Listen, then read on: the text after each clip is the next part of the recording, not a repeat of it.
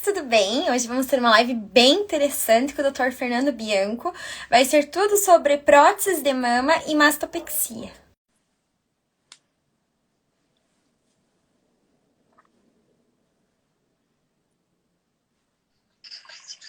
Oi, Dr. Fernando, tudo bem? Olá, tudo bem, Mari? Boa noite. Tudo bem, obrigada por ter aceito o convite para participar da live aqui na página. Foi um prazer, viu? Vamos conversar bastante sobre mastopexia hoje. Uhum. Eu queria que o doutor se apresentasse para as meninas que ainda não o conhecem, de onde o doutor é, sua formação.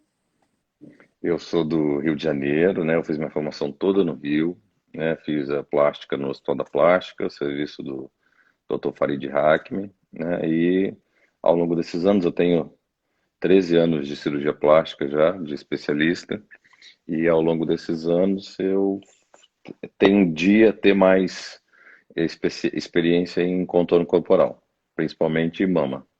Uhum. Obrigada, doutora. Então, eu vou dar início às perguntas aqui. A gente pode ir alternando com as perguntas que as meninas vão enviar durante a live, né? Que eu acredito que elas gostam de dar uma interagida.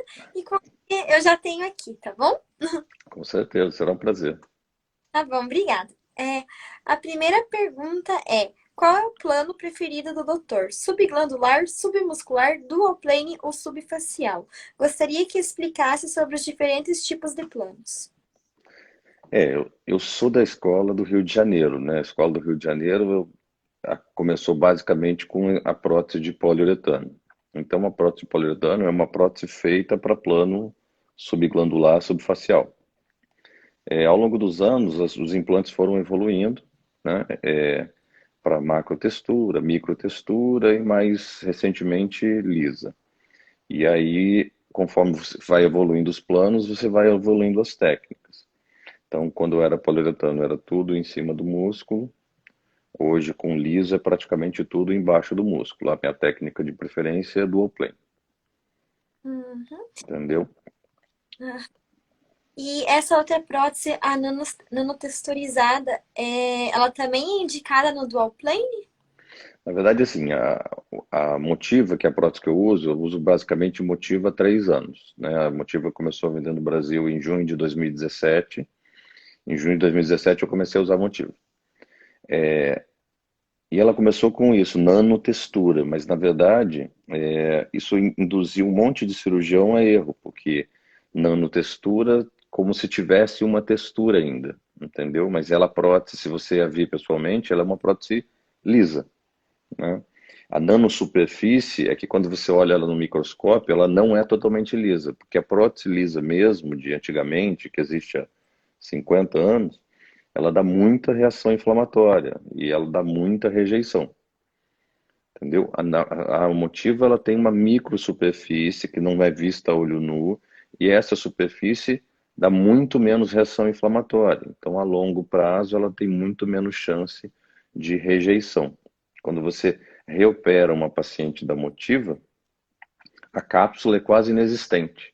A cápsula é fininha, fininha, enquanto a cápsula dos outros implantes é super grosseira. Então, isso vem da reação inflamatória do corpo à superfície.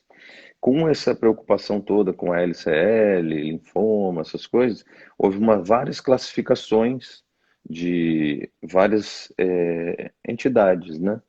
E a ISO, sabe a ISO 9001? A ISO é uma empresa que faz certificação. Ela classificou as próteses e ela colocou a Motiva como lisa, pelo grau de textura que ela tem. Então ela é uma prótese de superfície tipo 1. E hoje a minha preferência, eu só uso ela.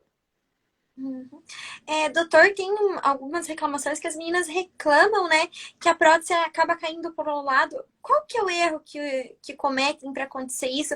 Como evitar que a prótese vá para o lado? É, Mas, é, assim, veja bem, é aquilo que eu estou te falando. A maior parte o Brasil não tem a prótese lisa, nunca teve. Sempre foi prótese com textura. Então você tem várias gerações de cirurgiões plásticos, que lidaram com textura, né? Então, quando você pega uma prótese lisa, você não pode fazer do mesmo jeito que você faz com a textura, principalmente se for uma textura mais grossa. Então, se você não tiver, as suas indicações são mais restritas, não é para todo mundo. Por exemplo, eu só faço cirurgia em cima do músculo. Não dá para usar prótese lisa em todo mundo para cirurgia em cima do músculo, entendeu? Então, e você tem que fazer loja mais justa, você tem que fazer reforço de sulco, que é o internal bra, entendeu? Você tem que usar funil, tem que usar fio, você tem que fazer uma cirurgia mais delicada para lidar com essa prótese, entendeu? Então, se você fizer uma cirurgia, aquilo que você vê no YouTube, da pessoa fazendo um corte, enfiando a prótese ali, ajeitando a prótese com o dedo para cima e para baixo, aquilo ali vai aumentando a loja. E a motiva, como ela é lisa, né, ela fica frouxa. E aí, com o passar do tempo, ela cria um espaço dentro da paciente. Então, isso não é culpa da prótese. Isso é culpa ou da indicação, né, ou da pele da paciente. Se a paciente perder muito peso, também não é legal. Então, quando você tem uma prótese mais lisa, você tem menos, como é que eu te digo? Você tem que ter mais cuidado com ela, tanto em cima como embaixo do músculo, mas em cima do músculo é pior, entendeu? E tem algum exercício, tipo na academia, que a pessoa possa fazer para manter essa prótese por mais tempo no lugar? Não, não tem, não existe, você não consegue. Porque a prótese ela fica apoiada, se ela está em cima do músculo. A maior parte das queixas a gente acompanha isso porque eu uso só motiva e eu não tenho nada de especial e eu faço muita cirurgia. Eu sou um dos cirurgiões que mais operou motiva no Brasil nesses últimos anos. E se eu tivesse complicação, eu não estava mais usando, né? Então, assim, as complicações que eu tinha antigamente com os outros implantes, que era contratura, seroma, contratura recente, é, esse tipo de coisa eu não tive mais com motivo. Óbvio que eu tive uma curva de aprendizado, né, até eu aprender a lidar com a superfície, mas o cuidado com a loja, com tudo isso eu sempre tive, então eu não tive muita preocupação, mas isso é normal. Mas por que que eu escolhi usar isso? Porque eu acho realmente que o futuro das próteses de mama é tipo um e tipo 2, é lisa e microtextura. E tanto a lisa quanto a microtextura, ela ainda tem uma texturinha que ajuda, mas ela é muito menos sujeita a erro do que a prótese mais grosseira. Então ela exige mais um cuidado de você de qualquer jeito. Então os cirurgiões eles vão ter que aprender a lidar com esse tipo de prótese. Se você vê que em vários países da Europa, vários países do mundo, a macrotextura está proibida, entendeu? Então é uma evolução natural de isso acabar no Brasil também. Quem aprender a lidar com isso antes vai estar na frente. Uhum. E em relação ali, eu vi que o doutor falou sobre a contratura capsular. Uma das outras perguntas que tem aqui é para o doutor explicar o que é a contratura capsular e como evitar ela. Na verdade, assim, para você evitar a contratura capsular hoje, a melhor coisa é fazer os 14 pontos. Para quem não sabe, os 14 pontos é um plano criado por alguns cirurgiões, em base de estudos, que é como manipular o seu implante, né? Então, o implante, a cirurgia de prótese, o que o pessoal tem que entender, Mari? Não é mais aquele negócio de fazer o buraco, descolar com o dedo, enfiar a prótese, 20 minutos, acabou. A cirurgia de prótese é uma coisa complexa porque ela é para durar muitos anos. Então, aquele boom de prótese que teve de 10 anos para cá, agora as pacientes estão todas com contratura, com rippling, com uma série de complicações que não se sabia manusear os implantes. Então, hoje, você tem que usar os 14 pontos, né? Dentro dos 14 pontos, você tem a profilaxia antibiótica, você tem não usar drenos, você tem usar o funil de silicone, você fazer o sutiã interno com fio farpado, você fazer uma hemostasia prospectiva, quer dizer, você não faz uma cirurgia, a cirurgia tem que ser extremamente limpa. Então, se você fizer isso tudo, você está prevenindo a contratura, né? Isso é uma maneira de se prevenir a contratura. Depois da cirurgia em si, não tem o que você faça para prevenir. Envelhecimento normal.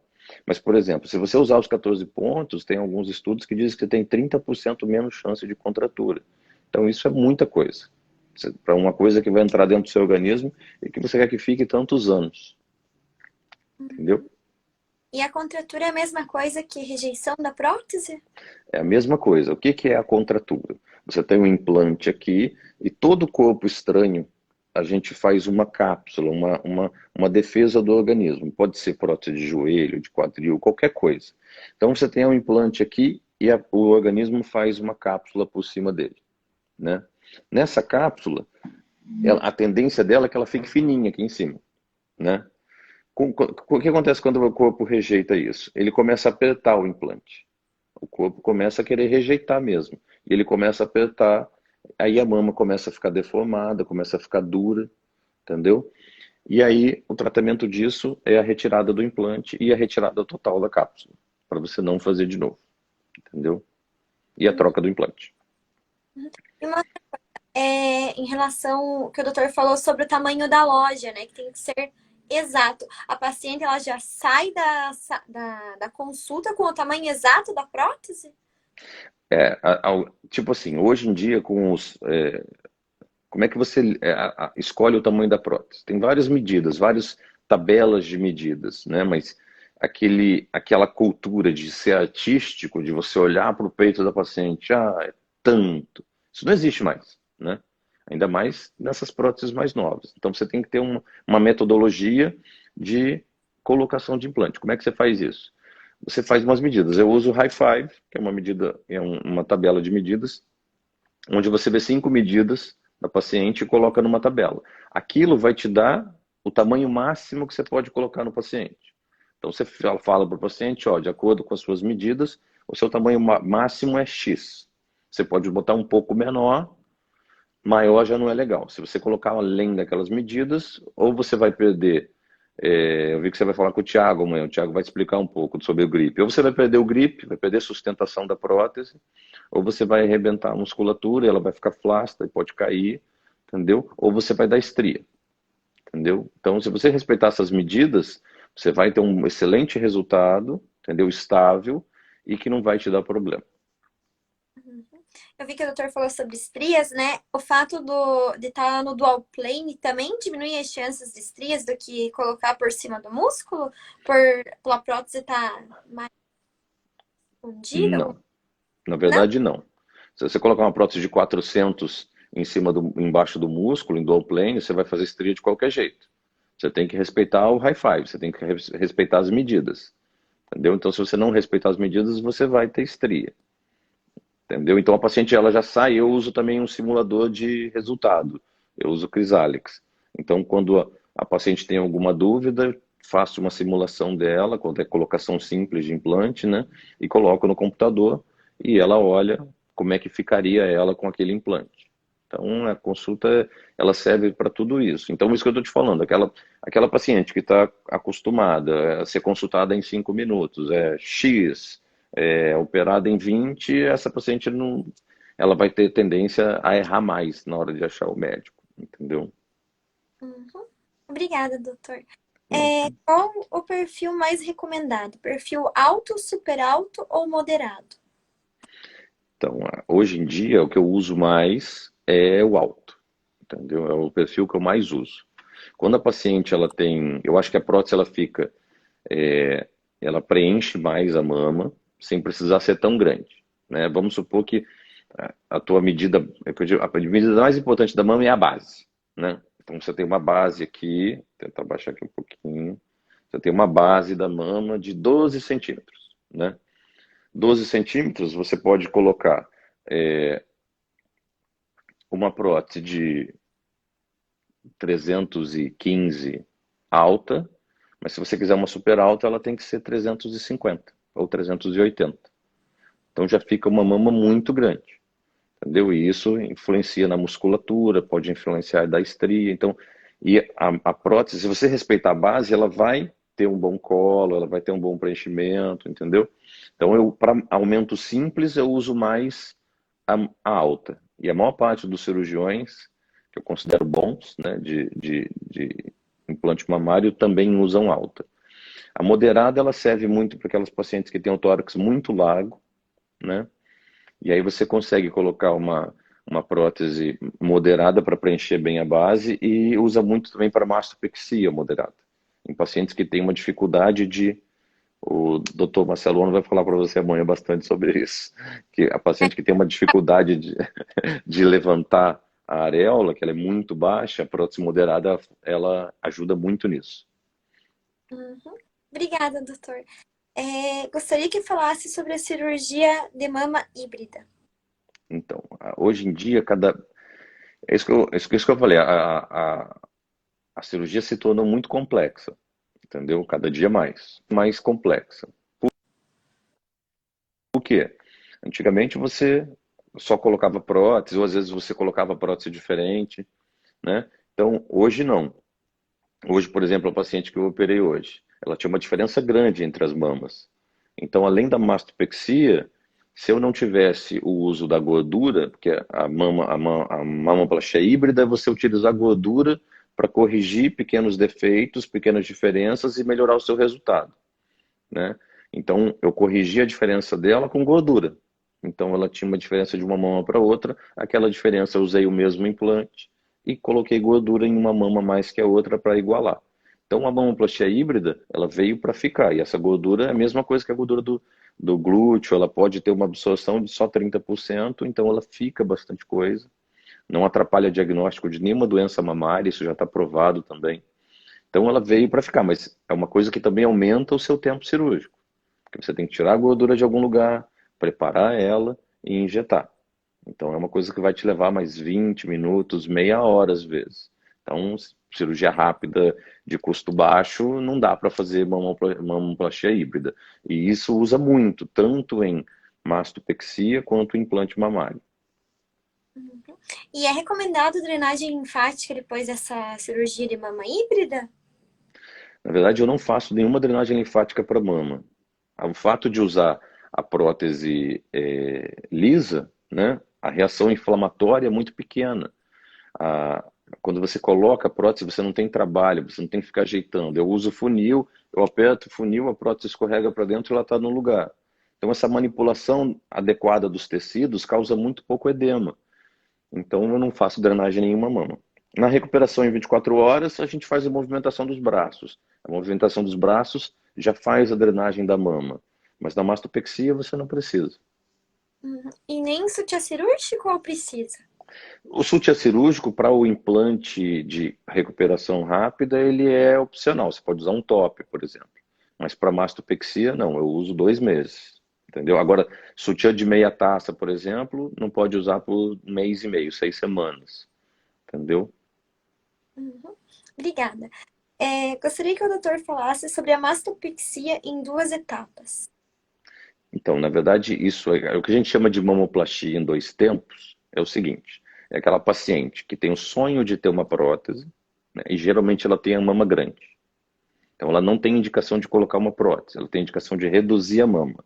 Mas ela tem sonho de colocar um implante, de ter uma mama bonita. Então, o que que você faz? Você conversa com ela e você programa para ela uma mamoplastia em 2 tempos. Primeiro tempo, reduzir a mama. E tem uma característica dessa redução, não é só uma redução simples. Você vai reduzir geralmente mais do que você reduziria, e você vai preparar essa mama para daqui a 9 meses, um ano, só colocar o implante. Então, quando a paciente tem esse desejo, ela consegue fazer isso dessa maneira. Quando a paciente tem uma mama moderada ou uma mama pequena, ela não precisa disso. Agora, quando é uma redução de mama, ela precisa fazer isso. Outro caso para mamoplastia em 2 tempos é aquela paciente que já operou a mama várias vezes, a mama dela tem várias sequelas cirúrgicas, e aí às vezes é mais fácil ela tirar o implante, fazer uma pexia, deixa a mama descansar, para daqui a um tempo recolocar o implante. Em alguns casos é necessário também. Uhum. Uma dúvida aqui muito comum é se depois de ter filho, a pessoa já tem a prótese de silicone, ela pode usar a mesma prótese para fazer a mastopexia, sem precisar. Depende das medidas, né? Depende das medidas, depende do que ela tem, depende de qual é a prótese, de como está essa prótese. Se você pensar bem que o custo de uma prótese nova é barato, né, comparado a uma cirurgia. Uma prótese sai entre 2.000 e 2.500 reais. É uma coisa, você vai fazer a cirurgia para durar muito tempo. Aí você já está com a prótese, sei lá, com 5 anos. Assim, é o tipo da economia boba. Não vale a pena. A prótese divide em 6 vezes, 10 vezes. Então é melhor você trocar, até porque você vai ter certeza que a prótese que você vai estar utilizando não só é mais nova, como ela é ideal para sua cirurgia, não é um reaproveitamento. Uhum. Já que o doutor falou sobre preço de prótese, eu lembrei que a prótese anatômica ela é mais cara, né? O que que o doutor acha sobre a indicação dessa prótese anatômica? Eu acho que ela tem indicações específicas, né? Eu consigo substituir as indicações específicas da prótese anatômica com a prótese Ergonomix, que é uma prótese da Motiva que ela tem uma propriedade de gel diferente, que quando você fica de pé, o grau o ponto de projeção máxima dela muda. E aí ela parece, ela tenta imitar uma prótese anatômica. A prótese anatômica, e muitas pessoas, eu tenho feito lives com cirurgiões de outros lugares do mundo, né? E eles têm usado do mesmo jeito que eu. Cirurgiões que foram treinados com escola anatômica não usam mais anatômica, usam. Qual é a vantagem dessa prótese? Ela é redonda, então quando você deita, ela vira redonda. Ela não fica o tempo todo anatômica, porque a prótese anatômica ela tem o formato anatômico o tempo todo, de pé, deitada, de lado, de outro. Então isso facilita a cirurgia. Hum. E também evita que ela vire, né? Porque diz que a prótese anatômica ela tem mais chances de virar, né?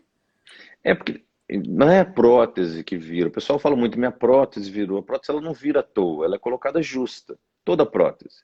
A lisa, a texturizada, poliuretano. Eu usei poliuretano anos da minha vida e eu tive vários casos dela girar. Entendeu? Porque a cápsula fica lisa, a mama amamentou, caiu, engordou, emagreceu. Aquela prótese já não fica mais firme. Então cria um espaço ali. E nesse espaço a prótese vira. Tanto a anatômica quanto a redonda. Entendeu? Agora, se o cirurgião não tiver experiência com a anatômica, ele pode colocar ela diferente, né? E aí, realmente, ela pode, se ela ficar diferente, às vezes é até caso de reoperação. Uhum. Obrigada, doutor. Mas, O que você indica para combater as estrias, para prevenir também? na verdade, o ideal da estria é prevenção, né? Tem que prevenir a estria. Então, aquilo que eu falei de novo, respeitar as medidas. Se você respeitar as medidas, você dificilmente vai ter estria. Entendeu? Para tratar a estria, geralmente eu mando para um dermatologista, né?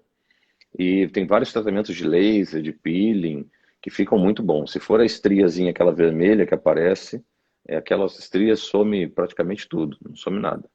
Não fica nada. Uhum. Doutor, eu não sei se tá travando a live, as meninas falaram ali que tá travando, Para mim não tá travando, não sei. ou a minha tá ruim? Deixa eu ver, deixa eu dar uma olhada aqui, só um segundo.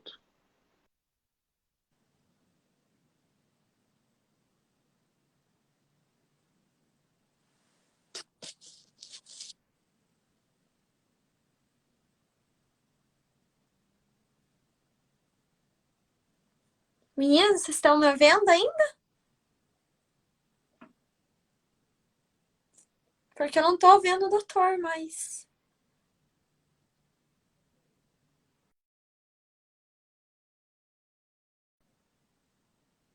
Ó, o doutor Fernando saiu, acho que ele vai voltar. Ué, cadê o doutor Fernando?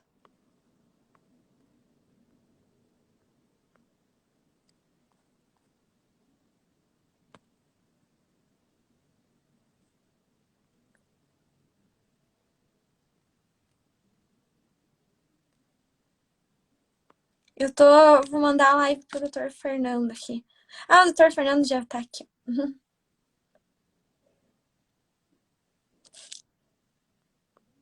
Então, você tá travando aí, a tua internet tá ruim.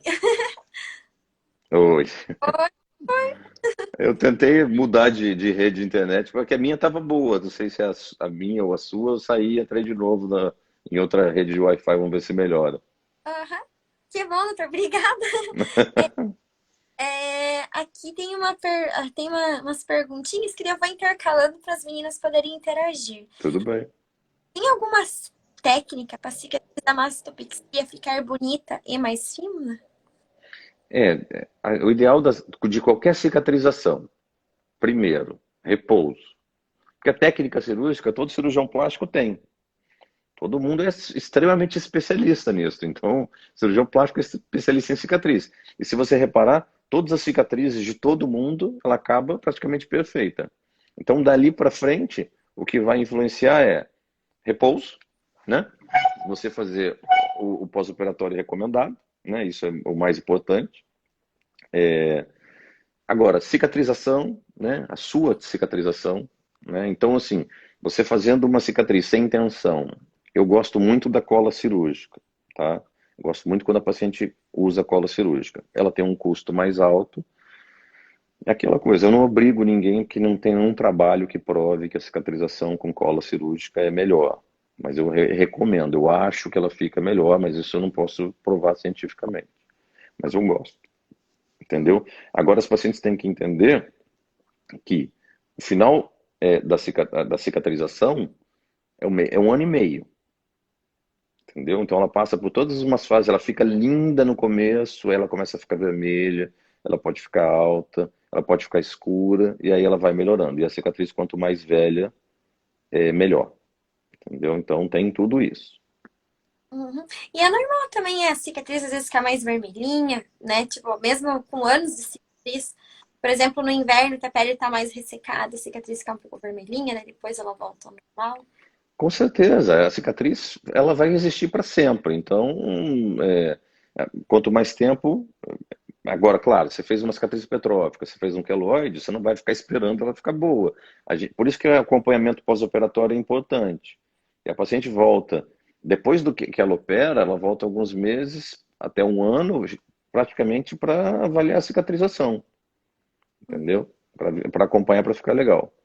Então, eu tô vendo que pode ter ardência, pode coçar, pode ter pontada, você pode sentir umas bolinhas embaixo das cicatrizes, que são pontos, entendeu? Não pode ter dor nesses pontos, mas pode acontecer isso, Mas a entendeu? colher fisgada. Eu tinha até uns 2 anos atrás, porque eu tinha 7 anos de prótese. E eu ainda sentia umas agulhadas assim, dava, ai meu Deus, uma agonia. Mas É, é um corpo estranho, né? Então, assim, o ponto. Tem vários pontos absorvíveis hoje em dia, né? Tem muita gente que gosta de ponto absorvível, né? E tem o ponto que fica. Então, geralmente os cirurgiões combinam ponto absorvível com ponto não absorvível. Você vê que a maior parte dos cirurgiões não tira tanto ponto, ou tira alguns. A maioria usa contínuo. vou aqui de novo. Tem cola de R$ 200, tem cola de R$ 1.000. Depende do tipo da cola. Depende de quantas colas você precisa Pensava que só existia uma marca de prótese, então agora tem mais um. de cola. Isso? Tem várias marcas no mercado. A mais conhecida é a Dermabond, né, que é da Johnson. E aí a Johnson tem o Dermabond pequeno, médio, grande. Ela tem o Prínio. O Prínio você pode precisar de um, você pode precisar de dois, depende da cirurgia. Uhum. Obrigada, doutor. Mas Aqui a próxima pergunta ainda é relacionada à cicatriz. Perguntaram sobre se tem rejeição ao fio cirúrgico, o que fazer. depende, tem fios que dão mais rejeições que outros fios, né? Tem gente que usa o melhor fio do melhor hospital e a paciente pode fazer uma reação alérgica. Isso independe do cirurgião, depende muito da paciente. Se você fizer uma reação muito grave, que é bem difícil, provavelmente você vai rejeitar ponto a ponto, sua cicatriz pode até abrir. E aí você cuida até ela fechar, qualquer coisa você refaz a cicatriz, aí você usa outro fio, entendeu? Mas pode acontecer. O importante mesmo é aquela paciente, eu fiz rejeição ao fio, mas ela não fez nada do que você mandou no pós-operatório, entendeu? Não fez repouso, não tinha ninguém para ajudar, aí a culpa não é do fio, entendeu? E a correção da cicatriz pode ser feita no consultório ou tem que ir para uma sala cirúrgica? Tem gente que tem dentro do consultório uma estrutura para você fazer, porque é como você fosse tirar uma pinta, entendeu? Você anestesia, né? Se for uma cicatriz pequena, anestesia, desenha. Eu não faço nada no consultório, entendeu? Eu faço tudo em centro cirúrgico. Mas é comodidade para mim. É minha cabeça. Não está errado fazer tipo cicatriz bobinha, essas coisas. Eu não acho. Agora vai mexer em areola, vai mexer em cicatriz de mama inteira. Eu gosto de dar conforto para o paciente. Então eu gosto que ele durma para eu poder trabalhar tranquilo, até porque já está mexendo uma segunda vez. Você quer que fique boa dessa vez, né? Uhum. Depois de quanto tempo de ter bebê, posso colocar próteses de silicone? O ideal é você botar até 6 meses depois que amamentar, na verdade. Não depois de ter bebê. 6 meses depois da tua cesárea, você pode fazer cirurgia. Mas se você estiver amamentando ainda, o ideal é esperar parar de amamentar. Você ainda vai ter uma produção de leite, né? E aí o ideal é acabar isso para você poder botar o implante. Uhum. Obrigada, doutor. Mas Sinto umas bolinhas de ar dentro do meu peito. O que pode ser? isso aí ela deve ter acabado de botar a prótese. Aí você pode ter um enfisema subcutâneo, que na hora de tirar e colocar implante, ou na hora de colocar, entra ar junto. E aí você sente isso, entendeu? Isso é comum. Essa pergunta é interessante. Ainda existe prótese areolar? Isso é uma coisa que eu te falei dos 14 pontos. Nos 14 pontos, diz, né, de prevenção de infecção, de contratura, né, diz para você não colocar prótese pela areola nem pela axila, né? Então, mesmo quando você vai ter que tirar pele em volta da areola, tratar uma mama tuberosa, alguma coisa assim, você primeiro faz uma cicatriz por baixo, coloca um implante, fecha, e aí depois você tira o excesso de pele pela areola, entendeu? Para não misturar as coisas. Hoje em dia, a cirurgia, durante a cirurgia de mastopexia, de implante, a areola, ela fica tampada com adesivo para você não manipular a areola, para você não passar a sua mão na areola, porque a areola, por mais que você limpe, ela tem bactéria que não é patogênica, né, que não faz, mas ela fica ali, contamina a sua mão e pode contaminar o implante, e isso daqui a 8 anos pode dar uma rejeição por biofilm. Que interessante. Mas e por que tem tanta bactéria na areola? É da flora, da nossa flora, nossa pele é cheia de bactéria, entendeu? Então, por mais que você limpe, você não consegue esterilizar tudo, deixar sem nenhuma bactéria. Então, a luva tem talco, também pode ficar a compressa. Por isso que o uso do funil é importante. Então, você abre, até quando você vai abrir a caixa da prótese, você molha ela antes através de uma agulha, para quando você fizer isso, partícula do ar não grudar na prótese, né? Então, você molha ali, você tira, você joga de dentro da caixa para dentro do funil e do funil para dentro do paciente. Você não manipula o implante com nada, com luva, com nada, entendeu? A asepsia da região, né, também falam que tem uns sabonetes especiais que é bom usar antes de fazer a cirurgia. O que que Tem gente que faz isso, tem gente que não faz, entendeu? Não é obrigatório, entendeu? Não é obrigatório. Até porque você vai fazer uma asepsia toda específica para a cirurgia, né? Durante o ato cirúrgico. Então, o tipo de limpeza que você tem no hospital é o suficiente para você fazer a sua cirurgia sem risco. Uhum. Já que a gente falou sobre isso, eu lembrei que teve algo relacionado que não pode usar cílios, não pode ter maquiagem, a unha não pode estar pintada também para cirurgia. Isso procede? Na verdade, assim, ó, se você for mexer em pálpebra ou em nariz, algumas coisas, o cílio pode cair, pode incomodar, pode até queimar, entendeu? Mas isso é meio que mito. Se você tiver uma unha de porcelana ou um esmalte escuro, você pode não, o oxímetro pode não ler direito os seus dados, seus sinais vitais. E aí o anestesista fica desesperado, catando uma acetona no centro cirúrgico para tirar o esmalte para o. Então a gente pede esmalte claro, entendeu? Mas não é nada além disso. Uhum. Obrigada, doutor. Eu vou aqui na caixinha de perguntas também. Pode fazer o uso de colágeno antes e depois da cirurgia? Pode, não acho que adianta nada, mas pode. Perguntaram como ter uma prótese bem marcadinha. Então, a prótese bem marcadinha depende muito da paciente. Todo mundo tem o mesmo objetivo, que era o colo marcado, mama junta, clivagem, né? A aproximação, o espaço entre as mamas é a clivagem, né? Então, todo mundo quer uma clivagem pequena, depende do paciente. O paciente que é mais magra, ela tem mais tendência a aparecer a prótese, dependendo do tamanho. O paciente que tem muito tecido, muita glândula, aquela bola marcada que as pessoas veem em foto, aquilo é a prótese que você está vendo.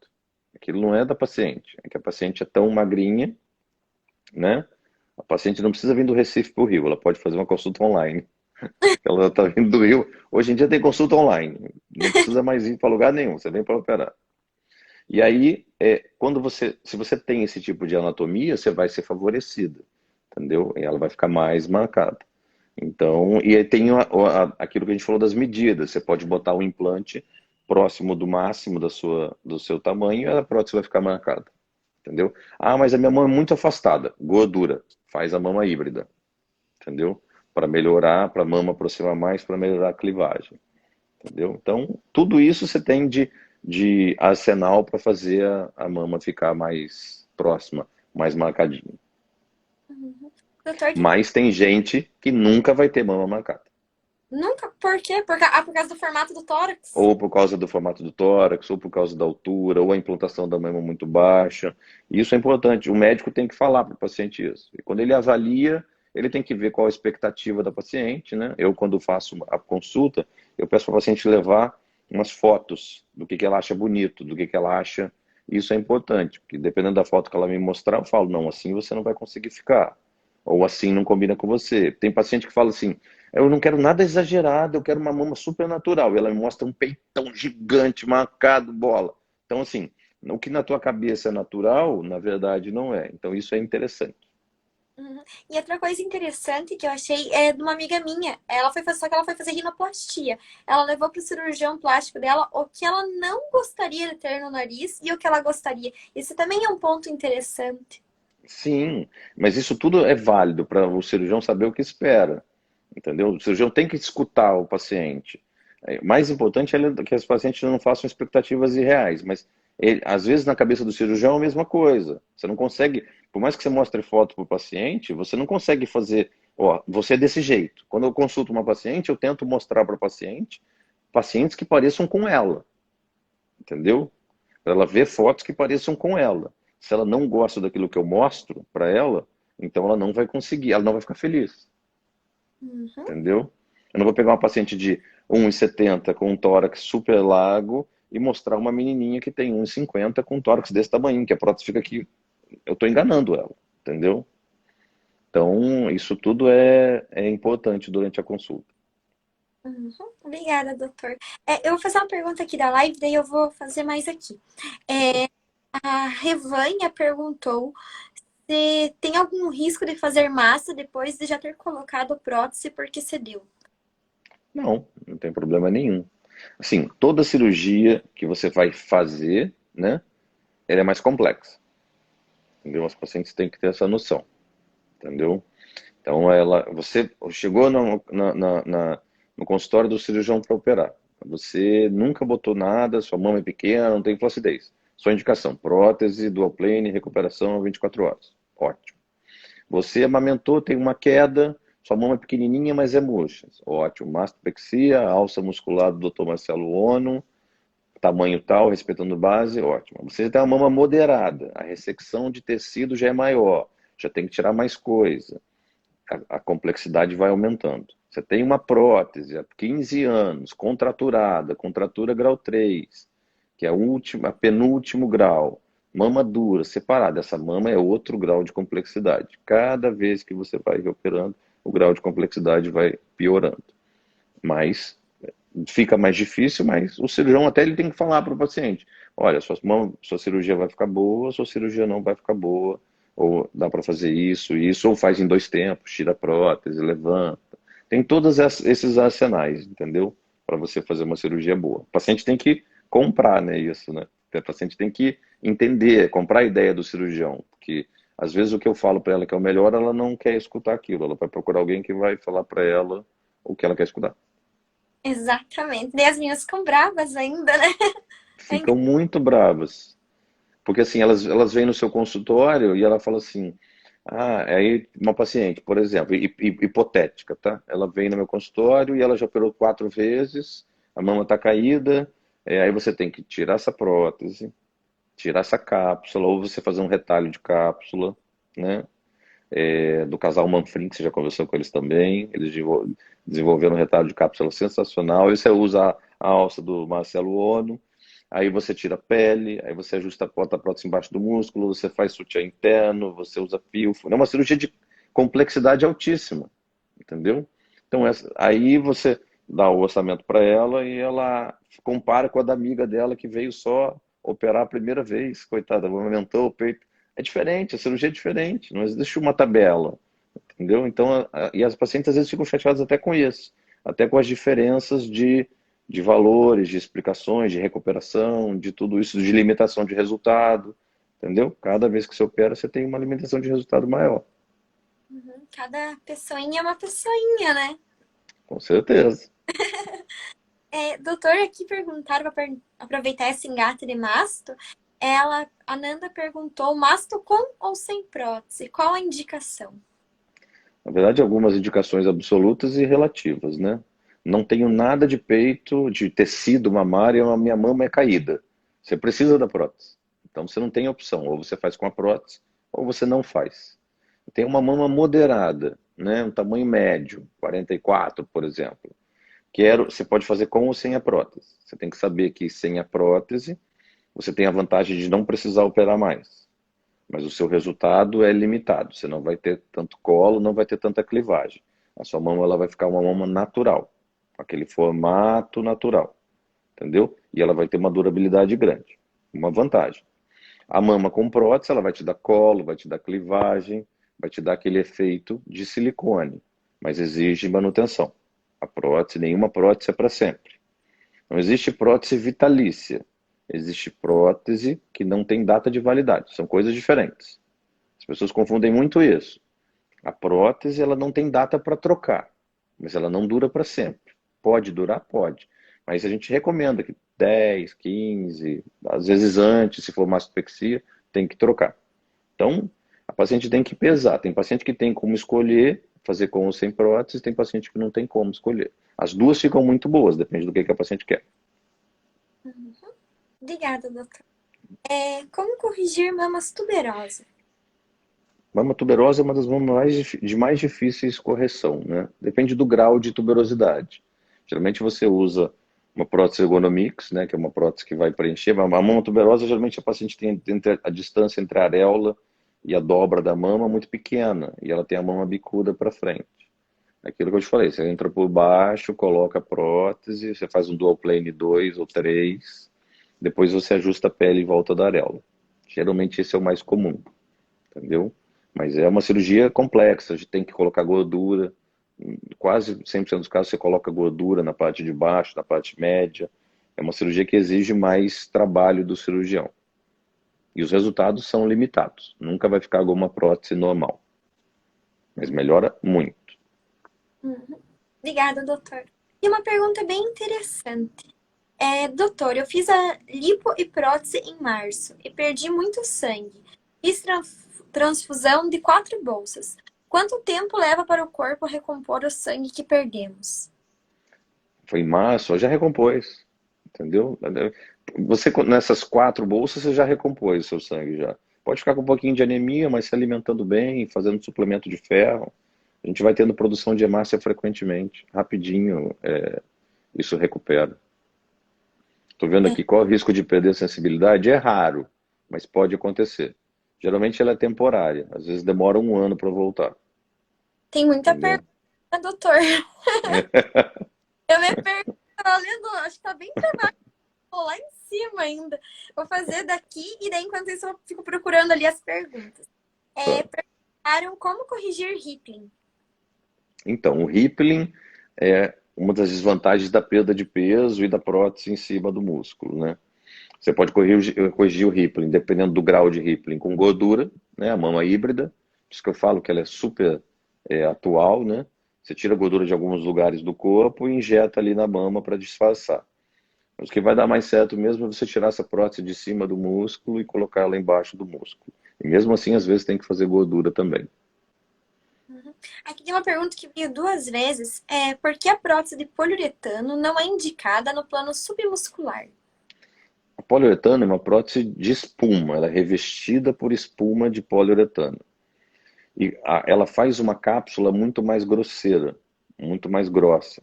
Se eu não me engano, posso estar falando besteira. Eu acho até que tem escrito para você não colocar no manual da prótese, não colocar ela submuscular. Porque ela faz uma cápsula tão grossa que se ela tiver qualquer problema, a cápsula que está embaixo, grudada na costela, você não consegue tirar depois. Entendeu? Você tem risco para tirar. Então, se você for tirar depois essa prótese, tá, às vezes tem até que deixar essa cápsula posterior aí grudada.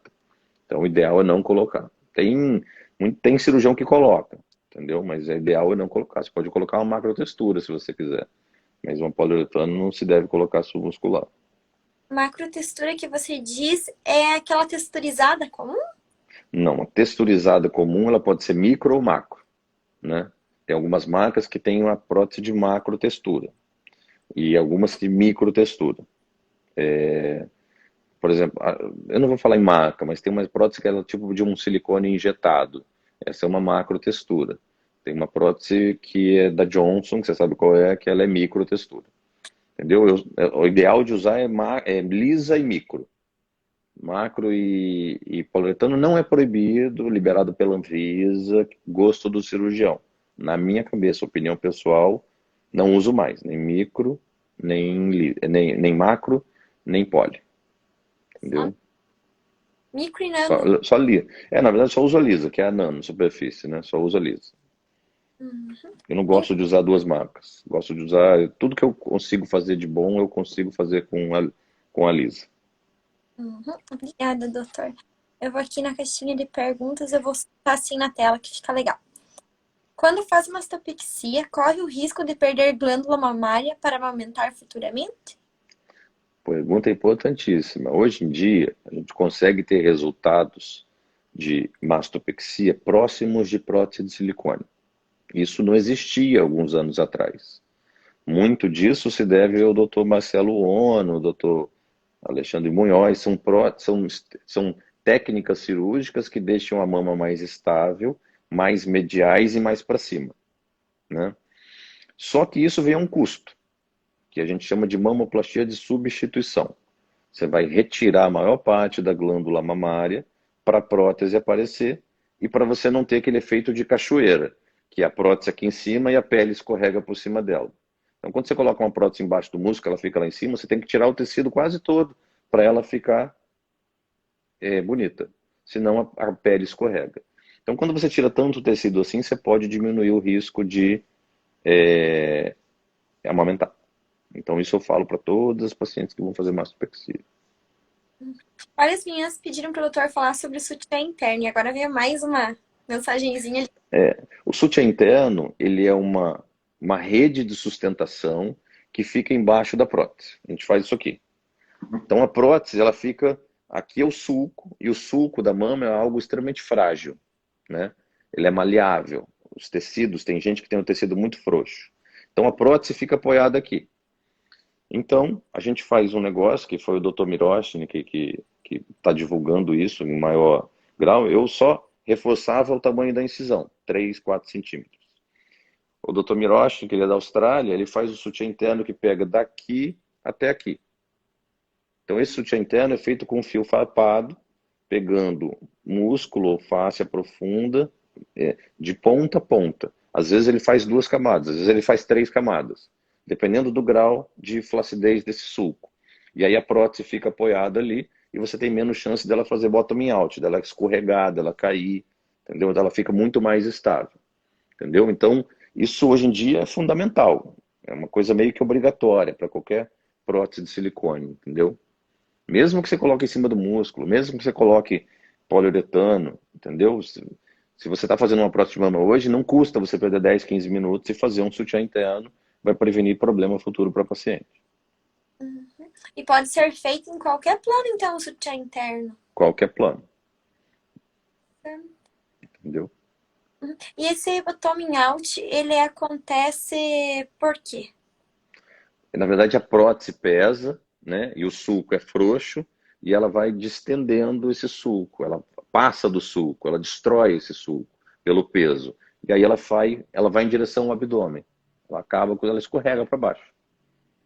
Entendeu? Hum, E aí o tratamento é você refazer o sulco e botar a prótese no lugar dela.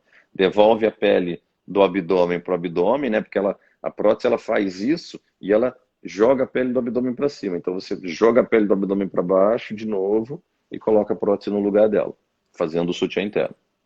Daí é feito um novo corte ou essa pele é colada ali? Como que Não, porque na verdade assim, o corte ele está no mesmo local, entendeu? Então você vai fazer o mesmo corte e essa pele ela é costurada. O sutiã interno faz isso. Ele faz o sulco de novo pegando todas as camadas e travando a prótese ali. Então aquilo que fez assim volta para o abdômen e a prótese fica apoiada aqui em cima. Interessante. Entendeu? É bem interessante. Uma menina, Sem prótese faz também o sutiã interno. Hoje em dia a gente faz tudo quanto é mama, nossa, para até ser fixar o suco. Até interessante. sem prótese. Que evolução, né? É porque, na verdade, assim, por exemplo, você vai fazer quem vai fazer uma mamoplastia em 2 tempos. Você já prepara esse sulco a primeira vez. Então, quando você faz a redução, você já faz sutiã interno. Quando você for botar prótese, você faz sutiã interno de novo. Tudo isso é para criar essa rede de sustentação para que a prótese não escorregue, para que ela não caia. Uhum. Aqui ó, a pergunta da Val. Só pode levantar se for apenas para a prótese, se tiver que tirar pele, ou seja, a masto aí não pode? Só pode Eu levantar se for apenas para prótese? Não entendi. também não entendi. Eu vim aqui na caixinha de perguntas de novo. É, Podemos retirar a glândula mamária e colocar silicone? Fica mais bonito ou isso não é necessário? É aquilo que a gente está falando. A mastopexia hoje é uma masto de substituição. Você vai tirar tecido, né? Grande parte do tecido e vai colocar uma prótese. Ele fica mais bonito, fica mais estável. Dá mais trabalho, entendeu? Mas é o ideal, entendeu? Mas em paciente muito jovem, você tem que explicar para ela que ela corre a chance de não amamentar. Uhum. Obrigada, doutor. Vou aqui de novo, tem muitas perguntas mesmo. Bombou a live, tá vendo? Perguntaram assim: quando deito de lado na cama, sinto a base das minhas próteses grudarem uma na outra, mas é somente na base. A prótese, as pessoas têm que entender que a prótese ela não é congelada no peito. Ela tem uma movimentação, entendeu? Óbvio que se você deitar e tua prótese vier parar aqui, tá errado. Agora, se você deitar e ela movimentar, é normal. Se ela fosse congelada no seu peito, você não ia conseguir fazer um exercício, você não ia conseguir deitar de bruços, você não ia conseguir deitar de lado. Imagina você com um troço, um tijolo aqui no peito. Não existe isso. Então é normal você ter uma movimentação das mamas. Esse papo de que a prótese mexe, gente. A prótese ela é maleável, ela tem que mexer. Se você colocar um negócio duro ali e ela não mexer, você não vai conseguir viver com ela. Esses tempos eu vi um vídeo na internet, era uma moça numa balada na Europa, né? Tava com cara de Europa, aquela balada. E a prótese dela tava parada, estática, assim, tipo, ela pulava e aquela prótese parada. Devia estar com contratura.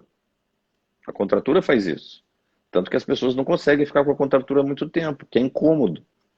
A mama está aqui, congelada, presa, entendeu? Então, e ela vai piorando. Então, a contratura é isso, e ela é visível através da roupa. E nem sempre as duas contraturam ao mesmo tempo. Então, você fica com uma natural, outra uma pedra. Então, a contratura faz justamente isso. Tem gente que quer isso. Eu já atendi paciente que ela falou assim: doutor, eu vim aqui porque minha mama caiu. Na verdade, a mama não caiu, ela estava boa. A outra que estava rejeitada. Ela queria ficar com a prótese rejeitada e queria deixar a outra igual. É sério. Isso, né? Nesse vídeo ainda comentaram, nossa, meu sonho, meu peito ficar durinho assim, sem se mexer. É, tem gosto para tudo, né? A gente que bota 1 litro de silicone, né, tem gosto para tudo. É verdade. É, Deixa eu ver aqui. Perguntaram sobre blefaroplastia, não. É... é normal sentir totalmente a prótese ao tocar a mama? Sim, é normal. Depende da quantidade de tecido que você tem, né? Se você tem muito tecido, você não vai sentir tanto o implante. Ou se a prótese for muito pequena, mas se você tiver uma mama magrinha, você vai sentir completamente a prótese, você vai sentir a base. Se a prótese tiver uma base mais marcada, você vai sentir a base dela, você vai sentir ela toda, isso é normal. Se ela Hum, estiver embaixo do músculo, você sente menos. Mas tem gente que tem um músculo muito fino, as pessoas acham que o músculo, nossa, eu botei embaixo do músculo. Tem músculo que tem 3 milímetros de espessura, meio centímetro, é super fininho.